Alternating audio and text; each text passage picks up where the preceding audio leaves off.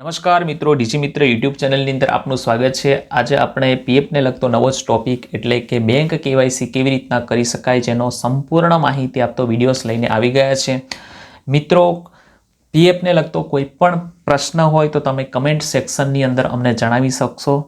અને બીજું કે આપ યુટ્યુબ ચેનલની અંદર નવા હો તો આપણી યુટ્યુબ ચેનલને સબસ્ક્રાઈબ કરો, શેર કરો અને બાજુમાં આપેલ બેલ આઇકોનને દબાવશો એટલે આવા જ પ્રકારના વિડીયોઝ તમારા સુધી પહોંચતા રહે।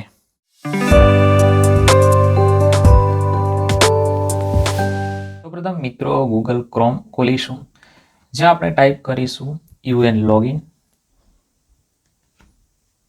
ટાઈપ કરીશું, એન્ટર આપીશું। નેક્સ્ટ પેજ આપણું આ પ્રમાણે ખુલે છે, જ્યાં આપણે યુએન ઈપીએફઓ પર ક્લિક કરવાનું રહેશે।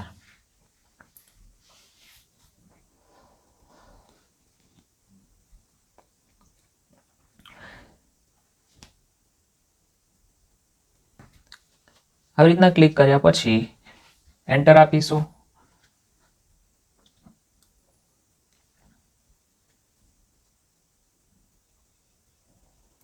નેક્સ્ટ પેજ મિત્રો આ પ્રમાણે ખુલે છે। આ પ્રકારનું પોપઅપને ક્લોઝ કરીશું। હવે મિત્રો અહીંયા આપણે એન્ટર યુએન એટલે કે આપણો યુએન નંબર દાખલ કરવાનો રહેશે। જો મિત્રો તમે તમારો યુએન નંબર તમને ખબર નથી તો યુએન નંબર કેવી રીતના જાણી શકાય જેનો વિડીયોઝ આપણે બનાવેલ છે, જે આપણે યુટ્યુબ ચેનલની અંદર જઈને જોઈ શકો છો।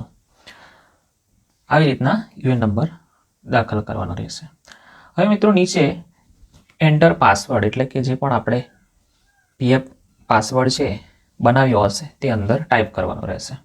જો મિત્રો તમે પાસવર્ડ પણ ભૂલી ગયા છો તો પાસવર્ડ નવો કેવી રીતના બનાવી શકાય જેની પણ સંપૂર્ણ પ્રોસેસ આપતો વિડીયોઝ બનાવેલ છે, જે તમે આપણી યુટ્યુબ ચેનલની અંદર જઈને જોઈ શકો છો। સાઇન ઇન પર ક્લિક કરીશું મિત્રો આવી રીતના। હવે મિત્રો નેક્સ્ટ પેજ આપણું આવી રીતના ખુલે છે, જ્યાં આપણા રજિસ્ટર્ડ મોબાઈલ નંબર ઉપર 6 નંબરનો એટલે કે 6 ડિજિટનો ઓટીપી આવે છે, જે અહીંયા એન્ટર કરીશું। હવે મિત્રો સબમિટ પર ક્લિક કરીશું।